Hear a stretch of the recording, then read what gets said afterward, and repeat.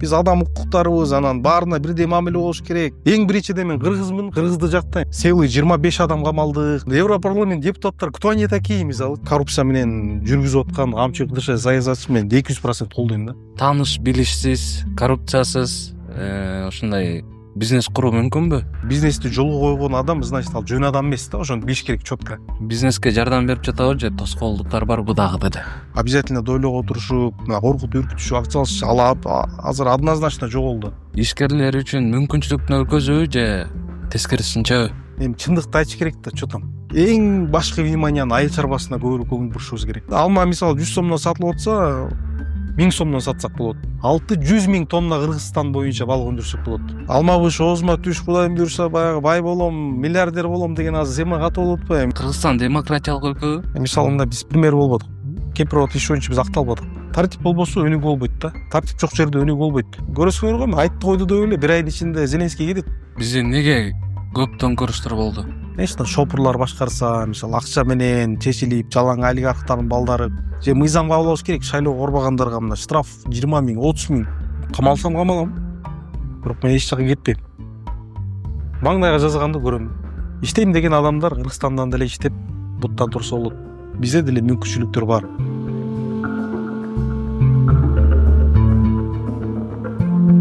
Ассалому алейкум, урматтуу достор. Турарбеков Маек YouTube каналыбызда кезектеги подкастыбыз тартылып атат. Бүгүн бизде конокто ишкер, активист Илгиз Шаменов. Кош келдиңиз. Саламатсызбы? Азыр биринчи эле суроо бере турган суроом, сиздин баракчадан көрүп калдым. Темирди ысыгында чап дейт го кыргыздар. Ошодон баштасак, Европарламент келди, сиздерди кемпир абадчыларды чакырды. Бирок эмнеге сизди киргизген жок? Ошону башынан айтып берсеңиз кандай болду? Кечегини атайын бизде кемпирабад боюнча группабыз бар. Бизде соттук процесс болуп атканына байланыштуу ошол жакта сүйлөшүп турабыз да. Группага жазып калышты. Эртең 6:30 Евросоюздун өкүлчүлүгүнө кемпирабадчыларды чакырып атат. Ушу Европарламенттин депутаттары депчи. Анан мен сразу эле мен барам деп мен айттым да. Мен кошпой болом, барам депчи. Ошо уюштуруп жазып аткандарга да илчкасына чейин жаздым. Мен да барам, мен кошпой боло деп. Анан бүгүн ошондой эле максат менен 6:30 Европарламенттин элчилигине, өкүлчүлүгүнө келдик чогуу эле. 9 келдик. 5-этажында жайгашкан экен. Чыктык.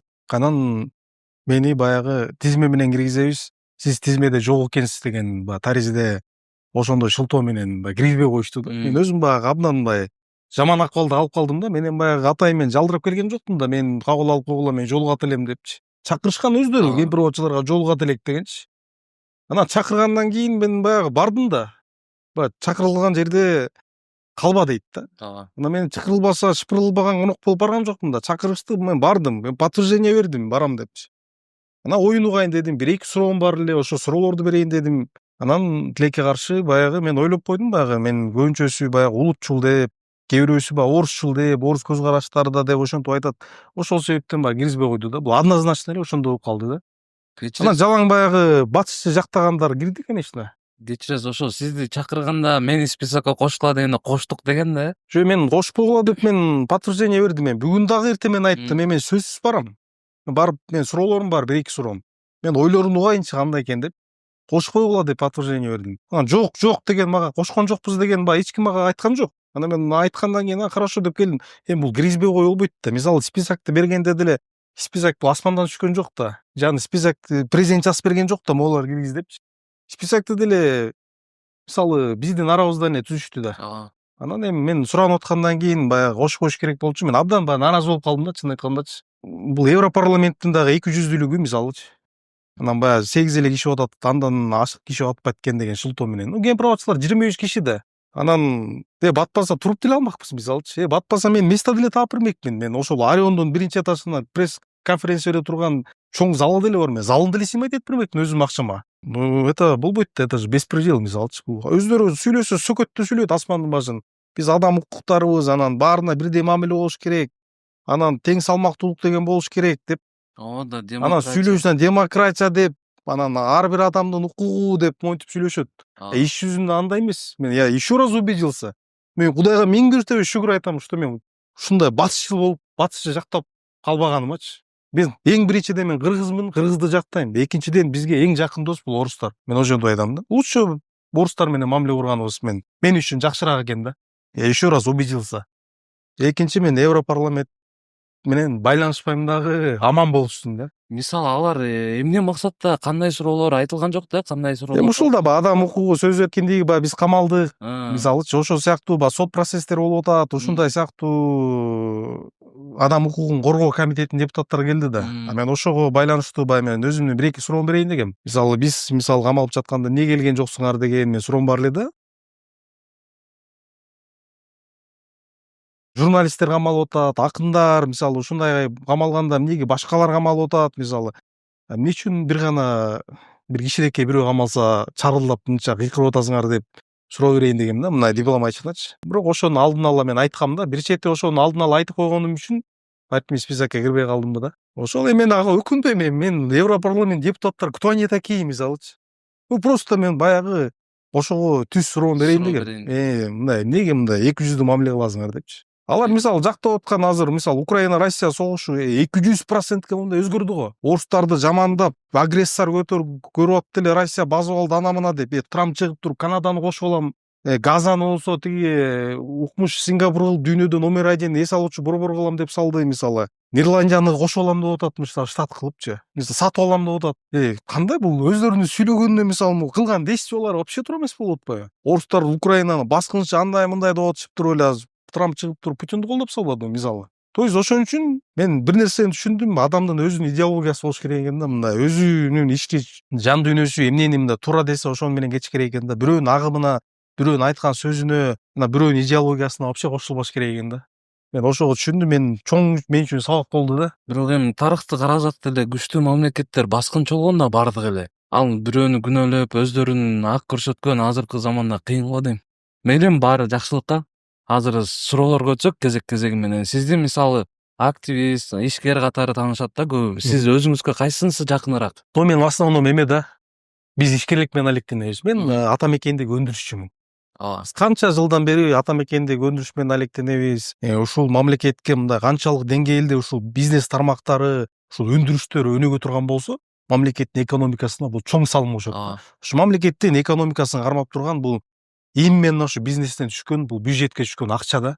Ошон үчүн бизнести биринчи орунда көтөрүш керек да. Мен өзүм как ишкер катары мен биринчи сыпаттайм. Андан сырткары өзүмдү эле ойлой бербейм, мындай көйгөйлөрдү мамлекетке мындай жалпы бир орчундуу маселелер болсо мындай пикиримди дайыма билгизип келем, потому что мен баягы жарандык бул менин милдетим. Кыргыз болуп жаралгандан кийин баягы эме болбошубуз керек да, мындайча айтканда кандай десем, кайдыгер болбошубуз керек да. Бул кайдыгерлик эң жаман сапат да. Мисалы бир айылда бирөөнүн бир көйгөйү болуп атса, ал менин проблемам эмес, ал өзүнүн көйгөйү деп билбешибиз керек. Бул общий коомчулук биздин көйгөй деп ошентип мындай качан ушул аң сезимибиз биздики көтөрүлгөндө, мындай жарандык сезимибиз, мындай кругозорубуз өзүп, ошондо биз ийгиликтерге жетебиз да.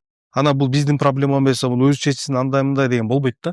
Ошол себептен мен эми конечно Кудайым буйрса биз келечек биздики жаштардыкы мына алдыда өлкөбүзгө кызмат кылайлы деген, мамлекетибиздин өсүшүнө, элибиздин жаркын жашоосуна бир кандайдыр бир деңгээлде салым кошойлу деген оюбуз бар. Деңгээлибиз, илимибиз, билимибиз, өзүбүздүн жүргөн тургандарыбыз, кыймыл аракетибиз менин оюмча жетет. Мен анча мынча өзүм укмуш бир саясатчыбыз деген кээ бир байкелерибизге караганда деңгээлибиз Кудайга шүгүр деп айта алам да. Эгер ишкерлик же саясат болбосо эмне иш менен алектенмекчисиз? Саясат болбосо мен ишкерлик менен алектене бермекмин. Экөө тең болбой калгандачы? Башка кесип тандайт белеңиз балким. Экөө тең болбой калганда чынымен бул боюнча бирок ойлонбоп турмун, бирок мурдатан эле мен баягы бирөөнүн алдында иштегим келбейт да. Кенедеги кезим элечи. Анткени биз өзүбүз жаш кезде мындай бала чакта жаңы кыйынчылык маалда төрөлүп чоңойгонбуз да.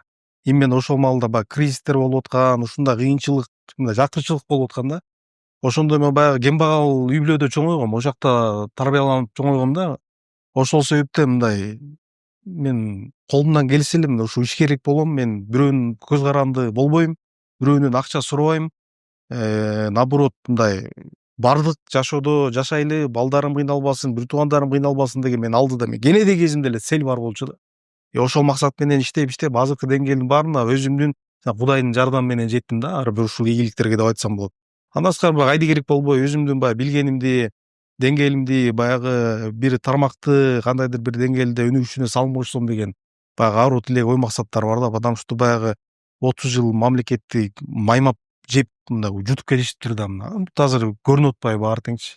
Бүт эле менчиктеп алып, приватизация кылып алышып, ичишип, жешип, укум тукумуна чейин байышып, өзү депутат болсо андан кийин баласы, анан небересине чейин депутат болушуп, ушинтип эле чырмалышып эле монтип келатышыптыр да. Но муну кыркып мына азыркы жүрүп жаткан мындай коррупция менен жүргүзүп аткан камчы кылыша саясатчы мен 200% колдойм да. Тазалаш керек да, чындыгындачы. Зачем мындай? Потому что булардын кетпейт экен да, кайра эле келе берет экен, биринин артынан бири келе берет экен, урук тууганы мындай. Кыркыш керек. Кыркыш керек дагы мындай жаңы поколенияга, жаңы адамдар, жаңы жүздөр келиш керек да. Ишкерликте эң оор нерсе бул эмне? Бул ишкерликте эң оор нерсе бул дух болуш керек да. Дух. Потому что ишкер болгондон кийин сөзсүз түрдө бир кандайдыр бир деңгээлде тобокелчиликке барасың да. Мисалы рискке барасың. Анан бир жолу банкрот болуп калсаң, токтотуп койсоң, анда ал ийгиликке жетпейсиң да. Потому что бир жолу бизнес кылып эле байып кетсе, анда элдин баары эле бизнесмен болуп кетпейби? То есть бизнес кылыш өтө оор. То есть бизнес кылып ошентип мындай бизнести жолго койгон адам, значит, ал жөн адам эмес да, ошону билиш керек четко. Эгер бир нерсени өндүрүшчү боло турган болсо, өндүрүп, ошол тармакты өнүктүрүп, бизнеси өнүгүп аткан болсо, значит, ал мындай жөн адам эмес. Значит, мээнеткеч биринчиден, экинчи мындай тобокелчиликкө бара турган, мындай жоопкерчиликти ала турган, ответственный мындай көп баалуу сапаттары бар адам деп билиш керек да мындай. А бул алып саткан башка нерсе, нөлдөн баштап ушул өндүрүш кылган, экспортко чыккан мындай өндүрүшчүлөр булар мамлекетке пайдалуу мындай адамдар да. Кандай ойлойсуз, мисалы Кыргызстанда тааныш билишсиз, коррупциясыз ушундай бизнес куруу мүмкүнбү? Эми тааныш билишсиз мындай бизнес кылуу оор эле да. Оор эле да, чын айткандачы. Бизнес кылыш үчүн акча керек да. Акча керек. Акча болбосо кантип баштайсың? Мисалы кредит аласың, анан проценти асмандын башы менен аны төлөш керек, нөлдөн баштасаң, бизде оор да, оор. Ошол деңгээлге биз жетишибиз керек да, мындай тааныш жок. Бизнес проект менен мындай насыя бере турган же ошо бизнес проект менен каржы булактарын таап бере турган ушундай деңгээлге жетиш керек. Баягы Кудайым буйруса ойлойм, мамлекет мындай жакшы темпте, ушу темпте кетсе, балким бир 4-5 жылдын ичинде ошондой ийгиликке жетип калабыз да. То есть бизнес план бул идея бар, мисалы акчасы жок адамдар толтура да. Но идея болгондон кийин ошону дагы мамлекет колдоо кыла турган болсо, бул абдан жакшы нерсе болот да. Мисалы бир адам жок дегенде 10 адамды жумуш менен камсыз кылса, минимально 10 адамдын мисалы аялы бар, 20 адам уже бала чакасы менен 30-40, бул чоң нерсе да. Ошол себептен бизнеске шарт түзүш керек да. Бизнеске шарт түзүш керек. Кийинки суроом ошого байланыштуу эле. Азыркы бийлик бизнеске жардам берип жатабы же тоскоолдуктар барбы дагы деле?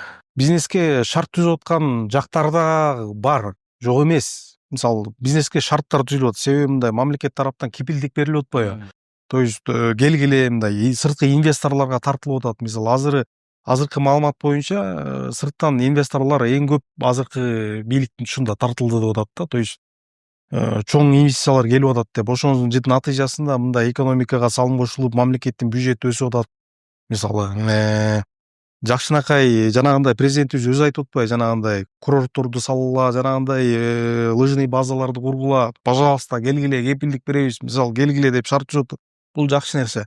Но балким жетишээрдик деңгээлде баягы ички баягы бизнесмендерге может шарт жетишкерлик деңгээлде түзүлө элек. Конечно, бирок бир чети азыр баягы каралардан, баягы бандит дейбизби, рекет дейбизби, ошолордон баягы утулдук абсолютно. Мурдалар обязательно дойлого отурушуп, коркутуп, үркүтүшүп, акча алышып, азыр однозначно жоголду. Но азыр экинчи тобокелчилик баягы укук коргоо органдарынан дагы чочулуп аткан учурлар болуп атат. Но мен оюмча ойлойм, мунун баары тең өтөт да. Но бирок жакшы жагына эле кетип баратат мурдага карагандачы. Мурда шопурлар чечип, шопурлар башкарып дегендейчи, ошондой болбодубу? Реально мойнуна алыш керек да. Парламенттик депутаттарга шайлоого келиш үчүн обязательно акча менен, списокко кириш үчүн акча менен, акчаң болсо депутат болосуң, болбосо жок дегендей тема болгон да. Мисалы чет өлкөдө бизнес курат да, биздикилердин көбүчө акчасы барлар, ошолорго оюңуз кандай? Эмнеден коркушат? Эмнеден? Бизде стабилдүүлүк жок да. Ошол себептен коркот.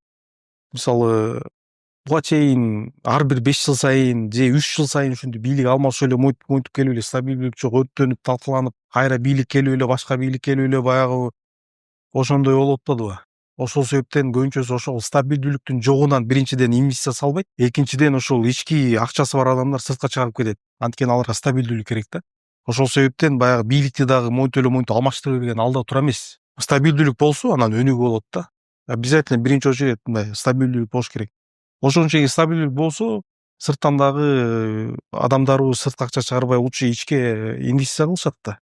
Бул эми айтпаса да белгилүү нерсе да. Биздин ишкерлерге ишкерлик кылуу үчүн, бизнес ачуу үчүн тоскоол болуп жаткан 3 нерсени айтсаңыз. Биздин ишкерлерге тоскоолдук болуп жаткан бул биринчиден жанагындай каржылоо булактары да. Мисалы, ишкерлер болгондон кийин мен деген даже Бабанов, олигарх Бабановдун кредити бар да. Мисалы, Азия молду Росфонддон кредит алып салган.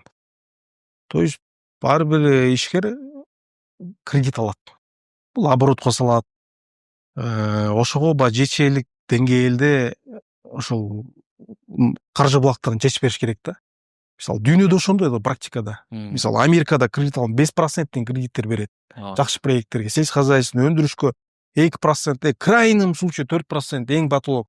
Европада да ошондой, мисалы, алыс барбай эле коелу, Россияда деле мындай бизнеске жакшы каржы булактарын түзөт да. Ошол себептен бизде да ошо каржы булактары биринчи кредит маселесин баягы оңой, жеңил каржылоо булактары чечилсе, экинчи бизде бюрократия деген болбош керек. Азыр президент наоборот жакшы мындай шарттарды түзүп атат да, ошо бюрократияны жоготкула депчи. Ана бир документти бүтүрүш үчүн, мисалы, губернаторго барасыз, губернатор акимге жөнөтөт, аким айыл өкмөткө, анан айыл өкмөт менин колуман келбей калды деп анан кайра аны отписать этет. Ушинтип анан созулуп жүрө берет да, мисалы, бир документ алыш үчүнчү. Мен элементарно бир айтайын, мен ушул балык өндүрүш үчүн, ошол хозяйство салыш үчүн өкмөттөн жер алам деп мен 5-6 жыл ала албай жүрдүм да. 5-6 жыл. Ушуну мисалы оңой эле кылып койсо, ал жактан алтын казып, нефть казбагандан кийин, мисалы, өндүрүш салам деп атканда, наоборот, колдоп бериш керек. Мамлекет ошо Бюрократияны жоюш керек да.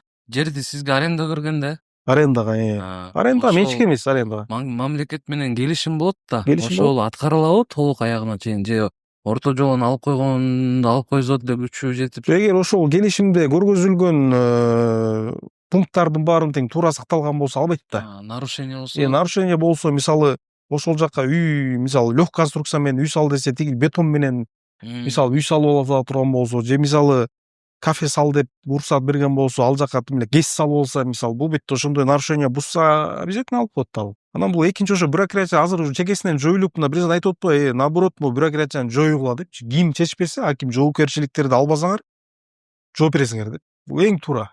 Сонда мындай маселе мындай тарс-тарс чечилиш керек да. Экинчи бюрократиясы ушул менин оюмчачы.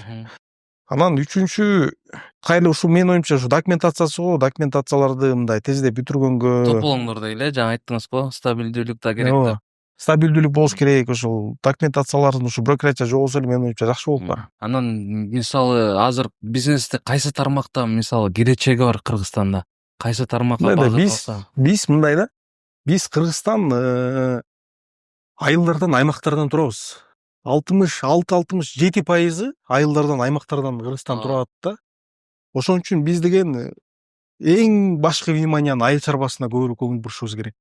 Бул биринчи очередте. Экинчи туризмге көңүл бурушубуз керек. Всё. Ушул эки тармакты мындай жогорку деңгээлге жеткирип ала турган болсок, ушундай өнүгүү болот да Кыргызстандачы. Ушундай өнүгүү болот. Мен прям 200%ке мен көзүм жетет да.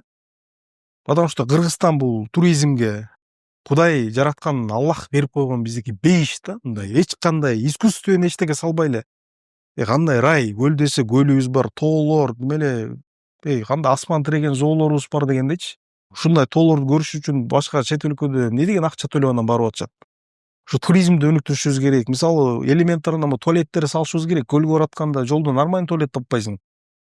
Аэропорттон түшкөндөн баштап карта, мисалы, жанагындай гостевой домдор, мамлекеттик деңгээлде гостиницаларды курушубуз керек, мисалы. Доступный болуш керек. Ошол көлгө дагы отельдерди курушубуз керек. Туризмди өнүктүрө турган болсок, Кыргызстан конкретно өнүгөт. Экинчи, айыл чарба продукцияларын өндүрүшүбүз керек. То есть бул бизде Кыргызстанда экологический чистый товардарды, продуктыларды өндүрсөк болот, продукцияларды. Ошол эле балды, мисалы, балыктарды, эттерди, фруктуларды, жер жемиш, сухофрукты ушуларды. Анткени бизде жанагындай добавкаларды кошпой, жанагындай химияларды колдонбой туруп биз өндүрө турган болсок, ошону 10 эсе кымбат Европага биосертификациядан өткөрүп туруп экспорттасак болот. Мисалы, балыкты биз азыр 600дөн Россияга сатып аткан болсок, эгер ошону биосертификациядан өткөрүп мына таза ушундай таза сууда аккан сууда өсөт туруп сата турган болсок бери жагы 3000 сомдон сатылат да. То есть айырмасы канча? 5-6 эсе болуп атпайбы? Ошондой эле. Алма мисалы 100 сомдон сатылып атса 1000 сомдон сатсак болот. Но ошого биосертификациядан өткөрүлгөн ошо лаборатория курушубуз керек. Ушундай деңгээлде ошо эки тармакты өнүктүрсөк эле сонун болот да. Эми баягы көч бара түзөлөт дейт. Мунун баары тең Кудайым буюрса келечекте болот дейм да, ишенем. Бизнесиңизге катуу басым болгон учур болду беле же ошо? Эми баягы мен камалып жатканда болду. Мен баягы өкмөттөн алган ошо балык чарбага алган жерди өкмөт Акылбек Жапаров өзүнүн токтому менен алып койду. Ну, бирок Кудайга шүгүр азыр жакшы бар. Эң сонун. Анан Кыргызстандын ишкерлери үчүн мүмкүнчүлүктүн өлкөсүбү же тескерисинчеби? Кыргызстан ишкерлер үчүн мүмкүнчүлүктүн өлкөсү болуп мисалы акырындык менен ошол мындай эмеге колеяга түштүк десек болот да. Бирок конечно мындай болуп кете элек. Багыт алдык. Багыт алдык. Но ошого уже жеткиришибиз керек да. Жеткиришибиз керек. Потому что бизге канчалаган кестерди курсак болот. Канчалаган туристтерди кабыл алсак болот. Айыл чарбасын өндүрсөк болот. Кудайым буюрса анын баары тең болот деген көзүм жетет да. Что Кыргызстан бир жакынкы 10 жылдын тегерегинде менин оюмча Орто Азиядагы эң алдыңкы өнүккөн өлкөлөрдүн бири катарына кошулат. Потому что азыркы жаштар дагы мындай жаңы мындай көз караштар да башка да. Айтпайм, мурда бүт эле ууру жемкорлор, коррупционерлер келип алып эле монтип эле оймоп эле жеп эле ушинтип келатышыптыр да. Ал өлсө баласы, андан кийин небереси, урук тууганы монтип элечи болбойт да. Башын кыя чабыш керек да, камчы кылыш айткандачы. Анан элестетип көрөбүз, сизде ушундай бир мүмкүнчүлүк болсо, бизнес тармагында, ишкерлик тармагында 3 нерсени өзгөрт деп сизге мүмкүнчүлүк берсе, эмнелерден баштайт деңиз? Мисалы эмнени өзгөрт деп ким кандай сунуш берсе? Мисалы эми ишкерлерге тоскоолдук болуп жаткан, балким мисалы жөн гана элестетиңиз, колуңузда ушундай мүмкүнчүлүк бар. Мага менде кызмат болсо кызмат деп атам да, мүмкүнчүлүк деп. Эмнеден баштамакчысыз 3 нерсени өзгөрт десе ишкерлер үчүн? Ишкерлер үчүн баягы өзгөрт десеби? Ишкерлер үчүн баягы шарт түз деген эгер ошондой мүмкүнчүлүк боло турган болсо, эң биринчи мен жоопкерчиликти алмакмын. Анткени көп адам жоопкерчилик алгандан коркот да. Потому что ал ответственностьтан коркот. Анан замына тайындап, мынтип эптеп кол коюп эле, мынтип качып, эптеп ошо креслодан кармап отура берейин дейт да. Но бизде андай жок. Башка өлүм бир келет. Эгер Кудайга маңдайга жазган болсо, значит ошо болот. Но бир жашоого жаралгандан кийин достойно өмүр сүрүш керек да. Эгер мага андай мүмкүнчүлүк боло турган болсо, эң биринчи мен жоопкерчиликти алмакмын өзүмчү. Жоопкерчиликти алмакмын. Экинчи эң негизгиси айыл чарбасын өнүктүрүүгө көбүрөөк багыт алмакмын да. Себеби айыл чарбасын айтып атпаймынбы? Ушундай деңгээлге чыгарсак болот да. Мисалы бир эле нерсени айтайын, балык өндүрүү боюнчачы. 600 000 тонна Кыргызстан боюнча балык өндүрсөк болот. Анткени бизде 59 суу сактагыч бар. 3500 шараккан суу дарыялар бар республика боюнча. Ошого 600 000 тонна балык өндүрсөк болот. Балык деген бизге вообще мына проблема жок экспортто. Эгер ошону өндүрө турган болсок, канчалаган миңдеген миллиондогон адамдар жумуш менен камсыз болот эле. Канчалаган бюджет, эгер 600 000 тонна балык өндүрө турган болсок, азыркы Кыргызстандын мамлекетинин бюджетине баягы жетип жетпегенин акча болот. Бир эле тармактан. Ушул айыл чарбасына көбүрөөк көңүл бурмакмын да, эң негизги. Анткени биз айылдардан, аймактардан турабыз, көбүнчө ошо айылдарга шарт түзүш керек. Экинчи туризм тармагына көбүрөөк көңүл бурмакмын. Анткени туристтерди тартышыбыз керек. Анткени эл уже инфраструктурадан тажады. Эл мындай немени каалайт да, мындай природаны. Жаратылышты, эс алганды, ат мингенди, тоого чыкканды, боз үйгө жатып уктаганды, ошолорго жолдорун түзүп берип, жанагындай туристтерди кабыл ала турган, жанагындай этнокомплекстерди, жанагындай туризмдерди кабыл ала турган гостевой домдорду, ошолордун баарына финансирование максимально кылганга аракет кылып, ошолорго шарт түзүп, жанагындай айтишниктерди алып келип, жанагындай программаларды киргизип, мисалы Европадан эле жатып алып туруп эле кайсы сага барам деп, анан самолеттон түшкөндө эле уже кайерге барат, бүт карта менен көрүп эле бияка барып, бүт мындай ошондой технологияны, баягы мындай цифровой технологияны внедрить этиш керек болчу да. Ошого көбүрөөк багыт алмакмын. Экинчи туризм жагын өнүктүргөнгө. Анан үчүнчү максимально колдон келсе баягы тыкан ошо ишкерлер менен анан баягы президент өзү менен иштешкенге аракет кылмакмын да, мындай түзчү мындай 5 посредниковчу. Потому что ортодон мына посредниктер пайда болгондо эле мында бузук телефон кетет да, мындайчы. Чүчкүрүү ийсең кус үйдү дегендей сыяктуу да, чын айткандачы. Ошон үчүн ошондо мындай иш жылмак да, алда кетмек. Анан жаңы бизнес баштайм деген жаштарга кандай кеңеш бермексиз? Эми жаңы бизнес баштайм деген жаштарга жок, эми наоборот башташ керек. Наоборот башташ керек да. Жигит болгондон кийин ошон үчүн эркек да. Кудай ошон үчүн бизди эркек кылып жараткан да. Эркек болгондон кийин жоопкерчиликти алыш керек. Мындай алдыга максат коюш керек. Адам болгондон кийин адамда максат болуш керек, цель болуш керек да. Ошол цельге жеткенге аракет кылыш керек. Ар бир адам өзүнүн деңгээлине жараша максаттары, целдери болот да. Мисалы бирөө балким парикмахер ачам дейт, бирөө пекарня ачам дейт, бирөө швейный цех ачам дейт, мисалы. Ну ошону тылса болот обязательно. Ошого мээнет кылыш керек да, болгону тынымсыз мээнет кылыш керек. Ана анча-мынча тоскоолдор болуп калса, документтер бүтпөй же кичине мындай маселелер болуп калса, туяда болбойт экен, колунан келбейт экен, таштап салбаш керек. То есть ошон үчүн айтат да орустар, кто не рискует дейт, тот не пьет шампанского дейт да. Она надо рискнуть, надо рисковать. Мындай да, чтобы добиться большого успеха, надо стремиться. То есть надо работать, надо пахать да. Алмабыш оозума түш, Кудайым буйруса баягы бай болом, миллиардер болом деген азыр сема катып болуп атпайбы? Миллиардер болом деп жата берсе болбойт. Аракет кылыш керек, мээнет кылыш керек. Маргулан не надо пахать дейт го, Сейсенбай деген. Жок, ал деген эмени айтып атат, ал деген. Жок, аны айтканда да комментарий берип коеюн. Ал баягы чоң деңгээлдеги нерсени айтып атат да ал. Мисалы, миллиардтарды, мисалы, миллиард доллар, триллиондорду физически иштеп табыш бул деген невозможный нерсе. Аны деген жанагындай башкача способдор менен табат да. Мисалы, мына жанагындай биткоин чыгара калып миллиардер болушту, мисалы, жана USDT чыгара калып миллиардер болушту, мисалы, отуруп эле мындай IT тармагындачы. Тиги эле жанагындай Google'ду ойлоп таап миллиардер болду, кытайский миллиардер, бул Alibaba'ны ойлоп таап миллиардер болду. То есть ушундай смыслды айтты да.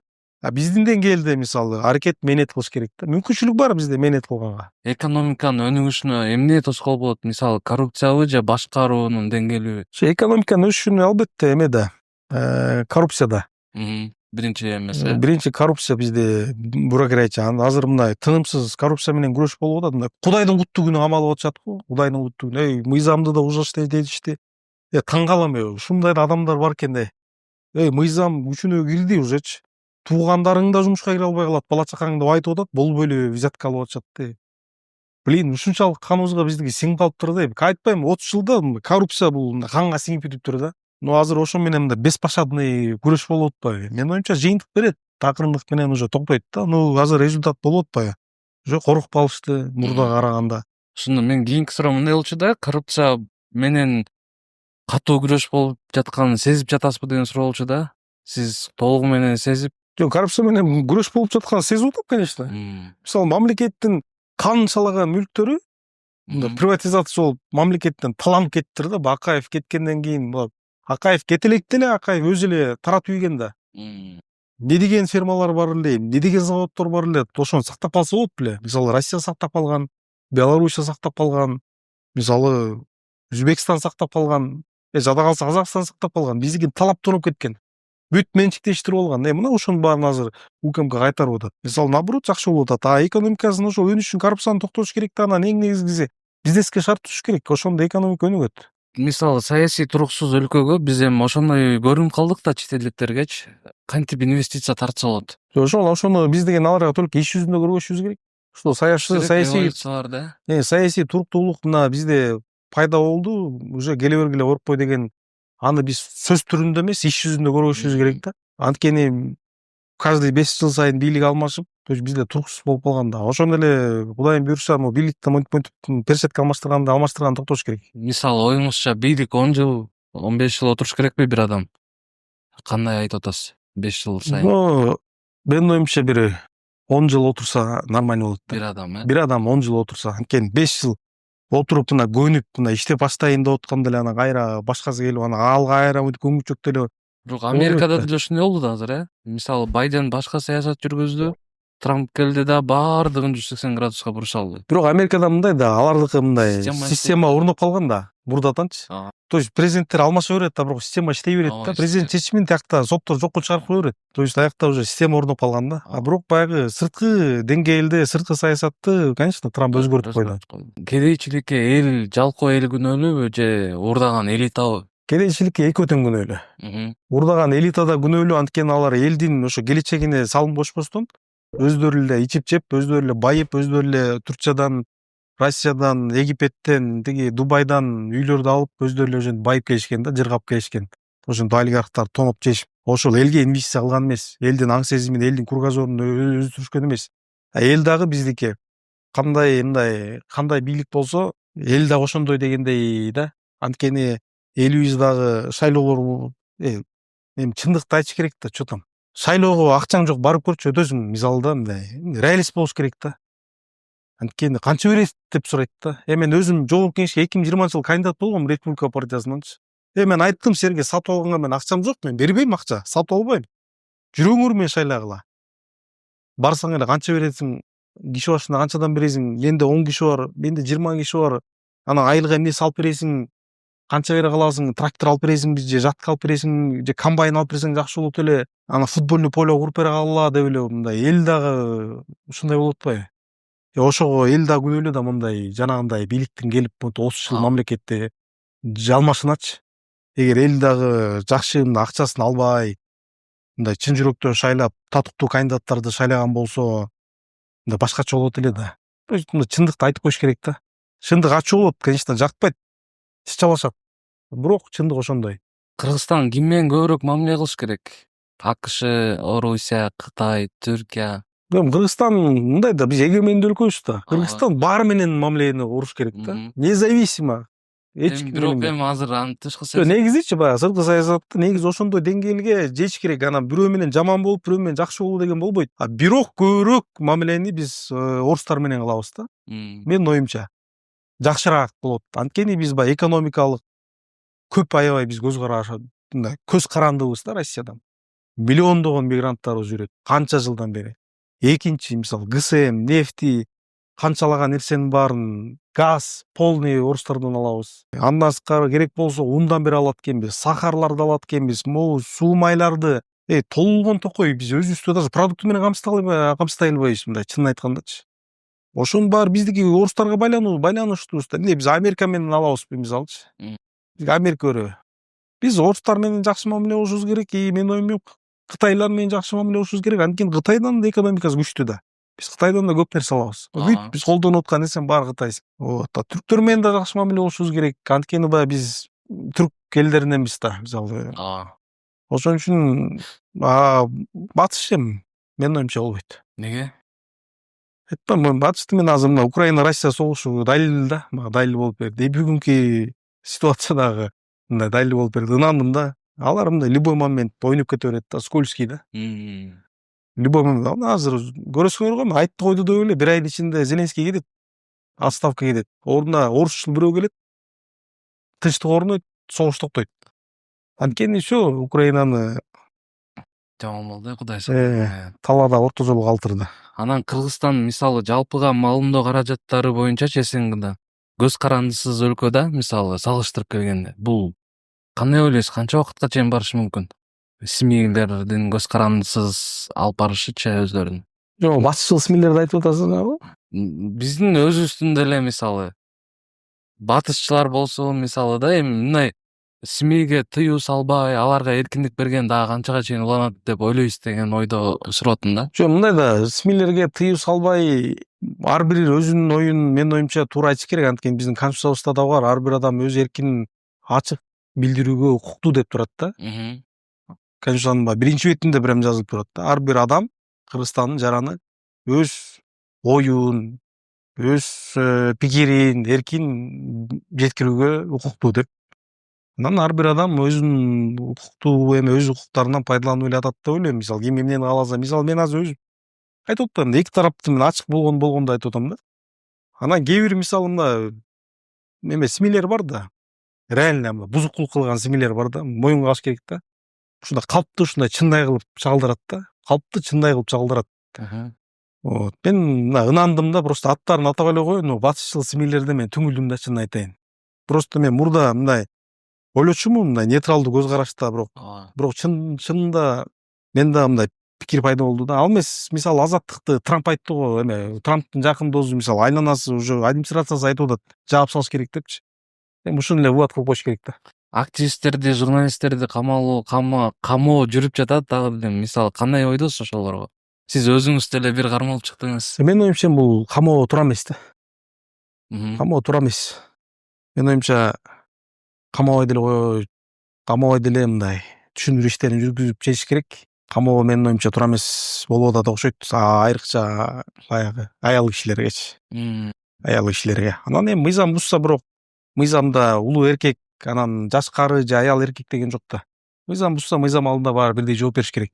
Бирок бир пикир үчүн менин оюмча камалган туура эмес да. Мисалы ар бир нерседен тажрыйба лазым го. Сиз камалдыңыз, ошол жактан кандай тажрыйба алып чыктыңыз? Мен үчүн баягы жашоодо бүт нерсени көргөм да, өзүм эле айттым го, мындай кем багал үй бүлөдө чоңойгом депчи. Мен мындай чоң школаны өткөм да.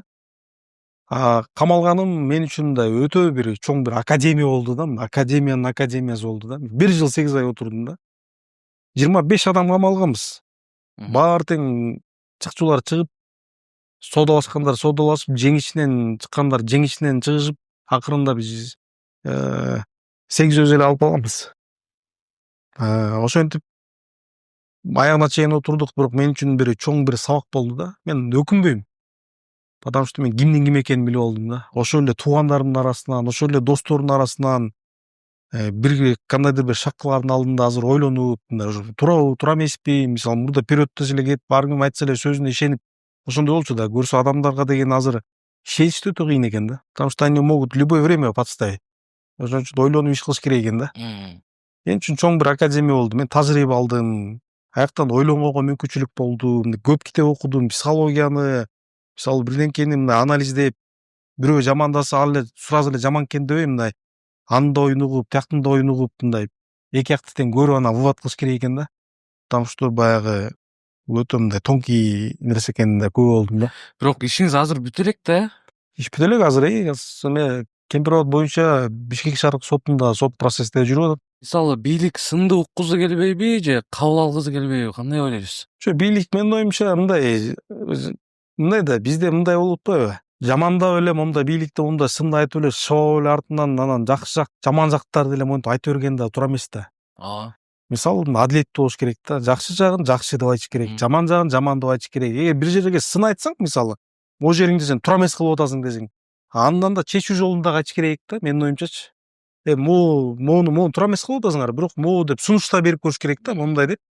Анан эптеп эле шоо эле монтип жамандай берген да болбойт да. Мен мурда мисалы айтып атпаймынбы, мурда жаштык болуптур. Мен мисалы бирөө сөзүнө кирип алып эле жамандаган учурлар болгон. Мен камалгандан кийин ойлонгонго көп мүмкүнчүлүк болду. Мен ойлонуп ошонун баарын вывод кылып түшүндүм да. Потому что мындай бир табактын эки бети бар дегендей ошондой экен да. Бумеранг. Ошон үчүн сын айткандан кийин альтернативный жолдорун да айтыш керек, мындай чечкиндүү, мындай реалдуу сындарды айтыш керек да. Анан личкасына чейин өтүп, анан жамандап, анан тиги атасына чейин, балаларына чейин, тууган уругуна чейин азылып, ишнасына чейин өткөн бул эми туура эмес да. Бизде эми ошентип сындар айтылып кетип атпайбы? Калыс пикирлерин айтып, мындай айткандар айтып эле. Мына тем более тартипте болбосо болбойт да.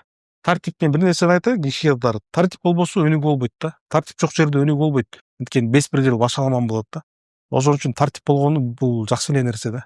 Эми муну тартип орнош керек, Кыргызстанда мындай тартип болуш керек, мындай катуу болуш керек деп мен 6-7 жыл мурда эле интервью бергенмин Назар Ньюскачы. Мен ошондо да ушул сөздү айткам да. Мен ал пикирди мен айткан жокмун. Кыргызстан демократиялык өлкөбү? Кыргызстан демократиялык өлкө, конечно. Бизде демократия Орто Азиядагы мындай эң алдыңкы демократиялык өлкөлөрдүн бири да, мисалы. Казакстан, Өзбекстанда бир пикир үчүн 10 жылдап сурак алып кеткендер толтура. Мисалы мындай биз пример болбодук. Кемпир-Абад иш боюнча биз акталбадыкпы? Демократияда. Кыргызстанда чечимдерди ким кабыл алат? Эми Кыргызстанда ушул чечимдерди мындай бирөө кабыл алат деген туура эмес да. Мисалы ар бир ведомство, ар бир министерство ар ким өзүнүн обязанностьтарын билиш керек. Ар ким өзүнүн ушул милдеттерин так аткарыш керек. Анан азыр биз конституция боюнча чечимдерди эң кабыл ала турган жанагы жооп бере турган президентибиз өзү да. Кыргызстанда мисалы тааныш билиш, акча иштейт дейт да, мыйзам эмес. Көптөр ушинтип айтат да. Бул балким мурдатан бери айтылып калган үчүн айтылып келеби? Кандай ойлойсуз? Азыркы учурда чынбы, жалганбы? Мындай да, мурда ошондой эле болгон да, таанышың Бирок жаңа сиз айттыңыз го баягы, жеңден чыкчусу жеңден чыкты, соодалашканы соодалашты депчи. Ошого ойлонуп атам да, бизде чынбы, жалганбы депчи. чын эле биздин арабыздан мисалы алыс барбай эле биздин арабыздан деле ошентип аттарын айтпай эле коеюн, просто баары жөн чыккан жок да. Эрте чыккандар, Эрте чыккандар жөн чыккан жок. Анан ошол да бизде баягы канга сиңип калган да, тааныш тунуш уурдап жеп, бала чакасы, укум тукуму, монтип. Анан азыр ошонун баарын жоёбуз, ошонун баарын кыркабыз, андай болбош керек деген саясат жүрүп атпайбы?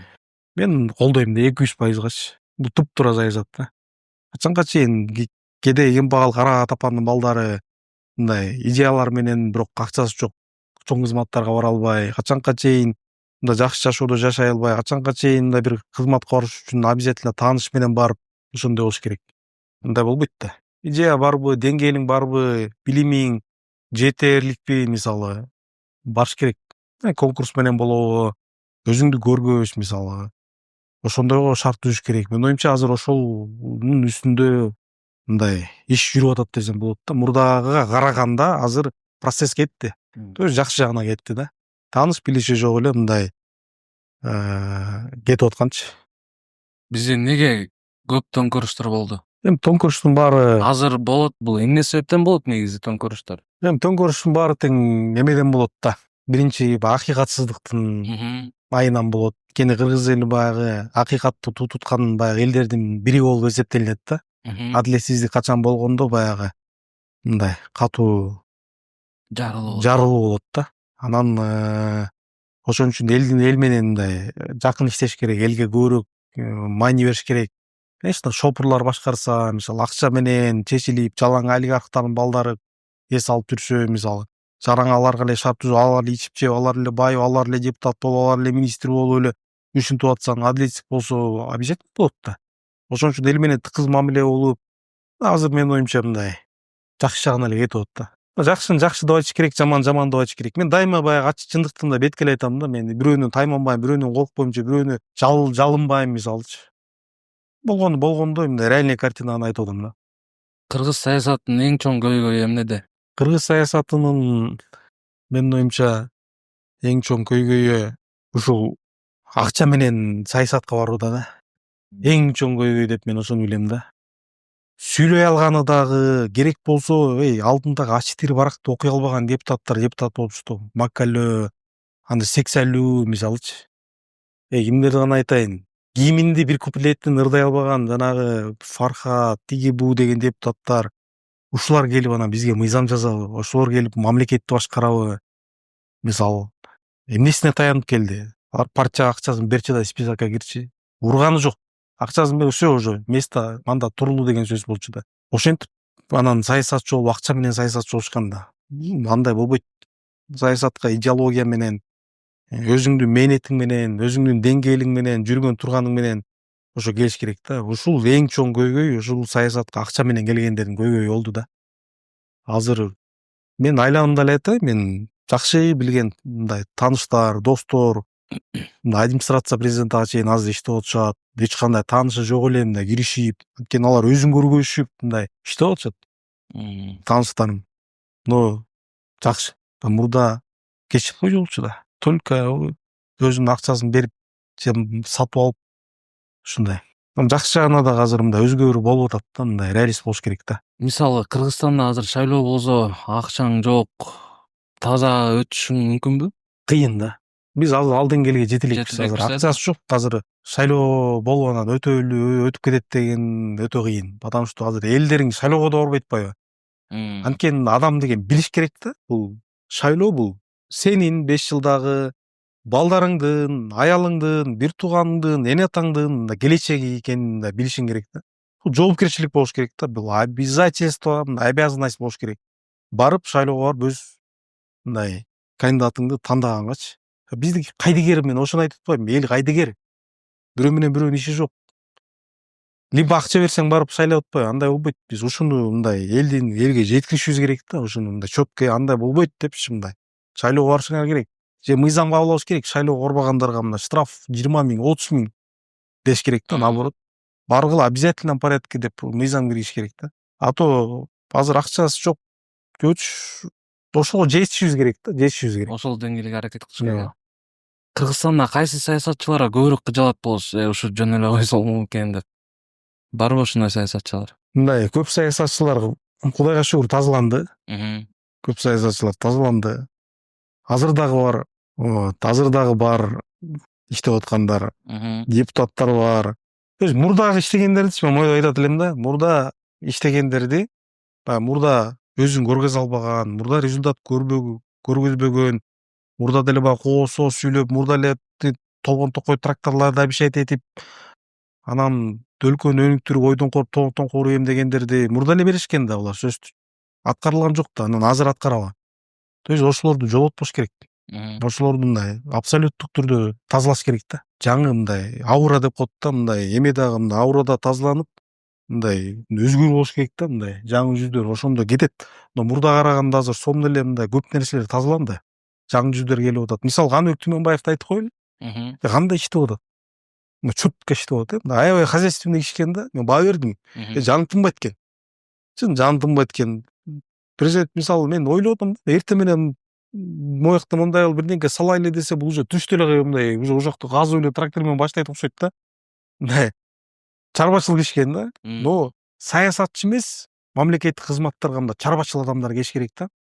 Саясатчылардын келип алып коо сүйлөп, элди алдап, красиво жанагынтип жазышып, биз мынтип атабыз, трибунага чыгып алып тигинтип атабыз деп письменно бумажном порядке беришип эле өнүктүрүп Кыргызстанды уже өнүктүрүп ийишет да.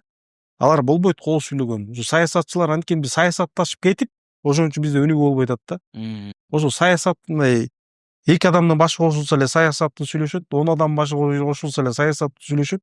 Мындай да бай өлкөнүн адамдары саякатташат дейт, кедей өлкөнүн адамдары саясатташат дейт. Ошо саясатташканды токтотуш керек. Андан көрөк мындай чарбачыл адамдарды бийликке, мисалы ошо бийлик бутактарына ошондой алып келиш керек. Чарбачыл адам бир пример айтып атпаймынбы? Аныбек Түмөнбаев чарбачыл адам экен. Өзүн көргөздү, эң сонун деңгээлде иштеп атат. Мен вообще 5 деген баа берем мисалы. Азырда оштун мээрин да көрүп баамдап атам, мындай иштеп атат, бирок иштери көбүрөөк пиарить атат да. Пиарить этпей эле чарбачылык ишин кыла бериш керек, иштей бериш керек. Кыргыз коомунда элинде сизге жакпаган сапаттар кайсылар? Биздин кыргыз коомчулугунда элге жатпаган биздики мындай эмебиз да. Оома элбиз да. Ээрчиме. Бул айтып койсо ага ээрчип кетебиз, жакшы сүйлөп койсо бул ишенчек. Буга жамандап койсо ага ээрчип кетебиз. Биз ишенчек элбиз, ээрчиме элбиз. Биз ушул сапаттардан айрылсак, менин оюмча эң сонун болот да. Биз аналитика кылганды үйрөнүшүбүз керек да. Ээрчип эмес, бирөөнүн сөзүнө ишенип эмес. Ошол эгер сөз айтса, ошону интернеттен карабыз, интернет деген өнүктүүбүз, ар бирибизде телефон бар. Ошол туура айтып атабы деп анализ кылып, ошону аналитика кылып, анан вывод кылганды үйрөнүшүбүз керек да. Жамандаса эле жаман экен деп мындай. Биздики ушул ишенме анан ошо ээрчимелбиз да. Демек, эгер мүмкүнчүлүк болсо, ушу сапаттардан деле ушуларды өзгөрткөнгө аракет кылмаксыз, коомдо, элибизде. Бизде жанагы биткоин боюнча жаңылык чыгып кетти, көрдүңүзбү? Ошону көрүп алып аябай кейидим да. Кантип ишенди депчи, мен мисалы жаш болуп туруп, биткоин жөнүндө менде деле көп маалымат жок да. Анан аларды кандай көз караштасыз ошондой нерселер болуп жатканда? Мисалы мамлекет башчылар болобу, мамлекеттик ишмерлер болобу, гос жумушта иштеп жаткан өлкөдө бир жаман нерсе болсо же бийликке сын айтылып калса, түз комментарий берет, ошол убагында комментарий берет да. Анан жандай көп эл алданып калган эмелерге бир да комментарий же бир эме айтылган жок да, же иштер жүргүзүлгөн жок, абайлагыла, интернетте шылуундар көп, же болбосо жандай биткоиндерден абайлагыла, официалдуу эмелерге ишенгиле деген сыяктуу иштер жүргүзүлгөн жок да андан кийин делечи. Мындай да, эми ал ар бир адам кандайдыр бир идеологияны түртүп мындай иштеп баштаса, мисалы мамлекет билбейт да, что бул мыйзамдуу, мыйзамсыз эмеспи, мисалы. Жок, чыккандан кийин дейм да, реакция кылган жок дегеним го. Чыккандан кийин ошо реакция кылып тилердин баарын камашты го жанагы. Жок, иштер жүргүзүш керек да, алар камалганы менен көп да андайлар бизде дагы. Да, ошонун баарын тең, Ошону конечно, айтам да. алдын алыш керек, туура айтасыңар, алдын алыш керек. Анын укук коргоо органдары атайын ошо менен иштеген мындай мамлекеттик эмелер бар да, мекемелер, уюмдар, ошолор өз ишин мыкты алып барыш керек. Кандайдыр бир деңгээлде ошол алдын алганга эртерээк мындай балким багыт алса туура эмес болбойт беле, эрте токтотуп калат белек деген ойда. Потому что ал жакка айтып калбадыңарбы эме депчи, канча адам алданды деп. Алардын ичинде мен дагы бар. Мен дагы бармын да мындай. Не Мен кылып просто жүрөсүң? мен эми аяка мен бирок эме кылган эмесмин да мындай. Тыйын салган эмес. Прям сатып алып, мен просто аларга үй саткам, офис саткам. Акчасын 1 мартка чейин деп сүйлөшкөнбүз да. Ушул жылдын. Ушул жылдын 1 мартка. Анткени мен баягы ошентип Кытайдан мен фураларды, эми Европадан фураларды алдырайын дегем. Фураларды линияга киргизейин дегем Кытайга. То есть карго сыяктуу кылып, анткени Кытайдан товар ташыганга жакшы мүмкүнчүлүк болуп атпайбы. Ошолду мен фураларды алайын деген ой максатта мен фура эмени, офисти, Азия Молл жанында офис бар эле, үй, особняк ошолорду мен саткам. Акчасын ала элек болчумун. Акчасын 1 мартка деп сүйлөшкөнбүз. Мен өткөрүп берип салгам, куплю-продажа кылып. Тиги камалып кетти да. Андан тышкары мен дагы вложение кылып, ошол жана эмсек коюн дегенде мен дагы алгам. Потому что алар деген мен сөзүнө ишенбей, мен иш жүзүндө көргөм да, потому что алардын жана еврейлер менен келип, жанагындай еврейлер, түрктөр бар болчу, арабтар бар болчу, ошолорду көргөзүп, анан жанагы бир жага чейин чыгып, мындай иштеп атабыз. Бирок мага мамлекеттик эмеден өттүк, уруксат кагаздардын баары бар деп ошентип, ошондой сөздүн баары айтылган. Андан тышкары жанагындай форумдар өтүп, офисти ачып алып, баягындай открыто иштеп, ушинтип атканда деп баягы адам болгондон кийин бизнес тармагында жүргөндө мындай алыш беришкен көп эле учурлар болот да. Ошол сыяктуу эле мен баягы ишени өткөрүп бергем. Но тилекке каршы баягы азыр ушундай кырдаал болуп калды. Бирок мен Улуттук коопсуздук мамлекеттик комитетинин төрагасына Камчы Кылышевичке арыз жазып өткөрүп койдум. Недавно эле өткөрүп койдум. Кайра мага баягы өзүмдүн мүлктөрүмдү кайра кайтарып бериңиздерди суранам депчи. Азыр ал боюнча иш жүрүп атат. Кудайым буйрса мен өткөрүп алам. Себеби мен эми айтканда мен өтө көп меники сумма да. Өтө көп. Мен Кыргызстанда азыр ошол боюнча алынгандардын эң чоңу алдыңкы сапта турган мен го дейм, сумманы айтпай эле коеюн. Бирок көзүңөр түшүндүңөр да, бир особняк лейген, бир офис ушундай да. Азия Моллдун жанында айтылган. Кийинки суроолор же деп аталат. Орусия же Украина? Эмнеси? Кимисин колдойсуз? Мен эми мунусун же тигинисин колдойм деп айтпайм, мен аны изнутри билбегенден кийин. Потому что мен Украинадан да жаран эмесмин, орустардан да жаран эмесмин. То есть эң айтаарым, баягы бирөөнүн бирок эмесине, жерине бирөө кол салган туура эмес. Бизге деле мисалы тажиктер кол салганда кандай акыбалда калдык. Ошон үчүн бирөөгө бирөө кол салган туура эмес. Анан бирок ал кандай максатта болушту? Орустар биздин жерибиз деп айтып атышат. Мисалы биздин исторический жерибиз болчу. Наоборот, булар бизге кооптуу жагдайды жаратышты, жана натанын эмелерин алып салышып, химияларды тиги буларды деп айтып атат. Алар өзүн защита кылдык деп атат мисалы. Ошон үчүн аларды изнутри билбегенден кийин айта албайм, но балким экөөнүн тең чындыктары бардыр. Алар өздөрүнүн орустар өздөрүнүн келечегинен коркуп, балким ошондой шакка барды, анткени жанагындай НАТО кирип келип бизге кол салбасын деп. Украина болсо өздөрүнүн жерин коргоого аракет кылды. Менин оюмча эки тараптын тең чындыгы бар деп ойлойм да. Палестина же Израиль? Мен мусулман өлкө болгондон кийин көбүрөөк, конечно, Палестинаны колдойм. Себеби тарыхты ала турган болсок, 63-жылга чейин, мисалы 49-жылдарга чейин Израиль мамлекети жок болгондо, Палестина деген мамлекет болгон.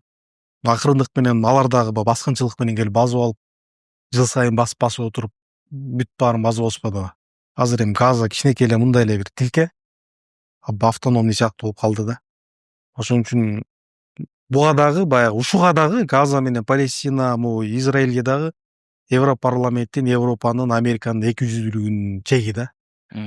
Аларга эмне үчүн Украинага күйгөндөй мисалы күйүшкөн жок. Мисалы канчалаган жаш балдар, канчалаган биздин мусулман бир туугандарыбыз, канчалаган аялдар кырылып, жаш эң көп адам ошол жакта өлдү. Алар бомбардировкалап салды туурабы. Эмне үчүн ошого реакция кылган жок Европа мисалы? Наоборот, Израилге курал-жарак берип атышат. То есть айтып коем, Европа бул эки жүздүүлүктүн мындай туу чокусу да. Булардын сүйлөгөндөрү башка, кылган иштери башка да. Колдон келсе вообще мен аман болушун деп эле айтам да, Европада тиги батышта. Түрмө же кайдыгерлик? Мааниси мындай да, эми чындыкты айтып түрмөгө кетүү же адилетсиздикке көз жумуп кайдыгер болуп жүрөрү эркиндик?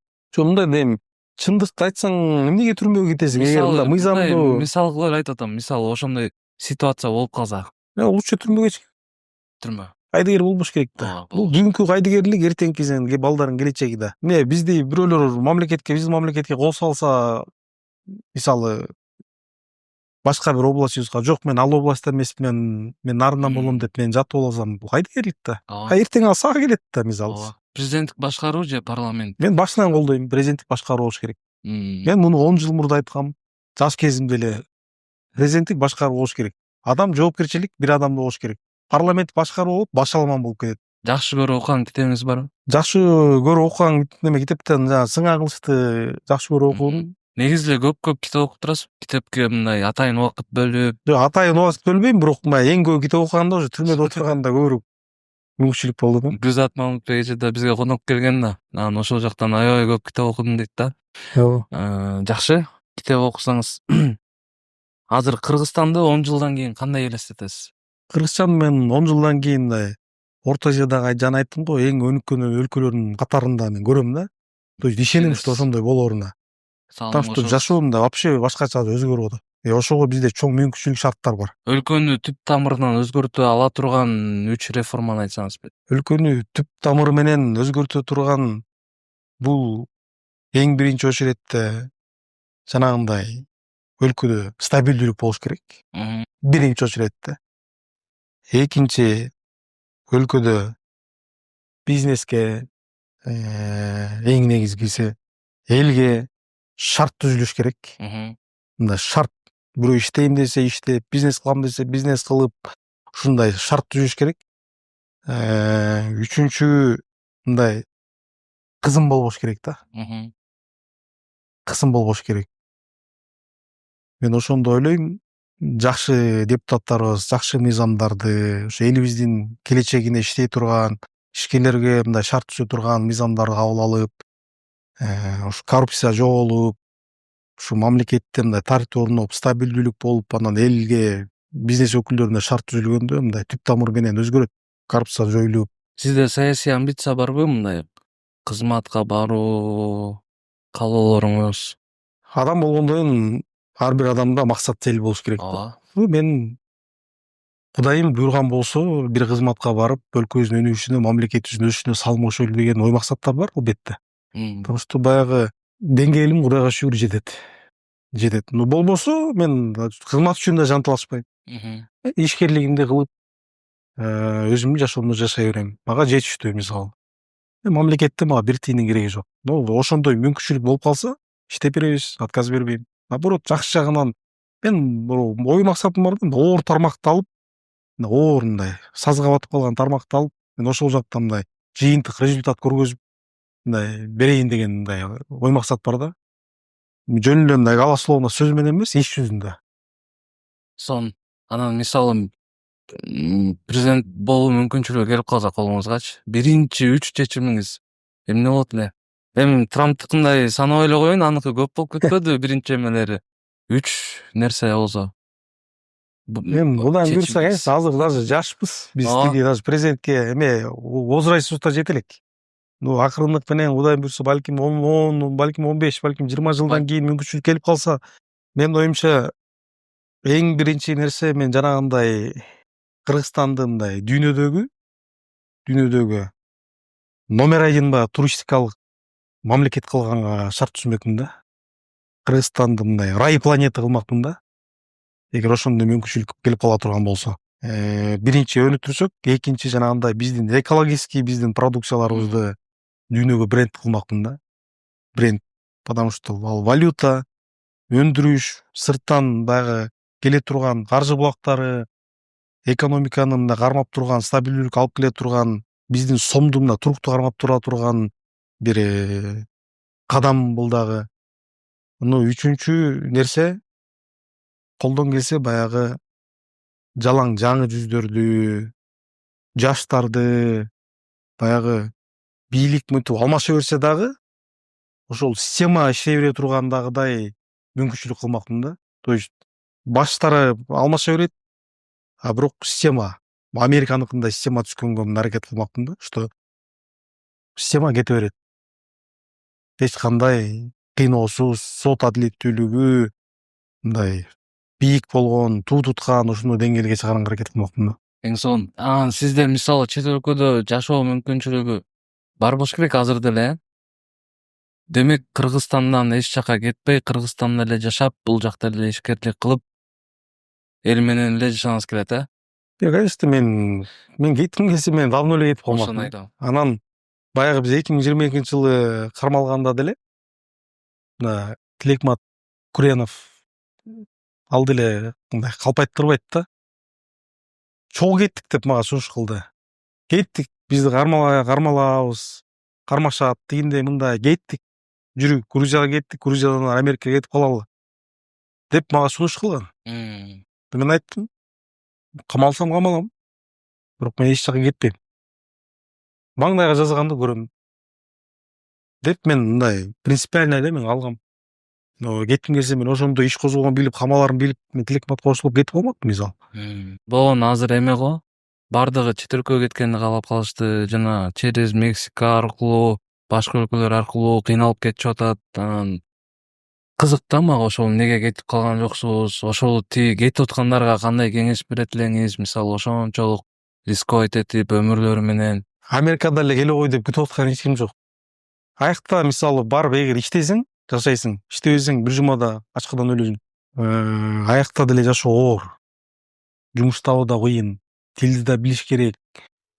Конечно, баягы акчаң болсо, эгер тил билсең, бизге караганда мүмкүнчүлүктөр көп.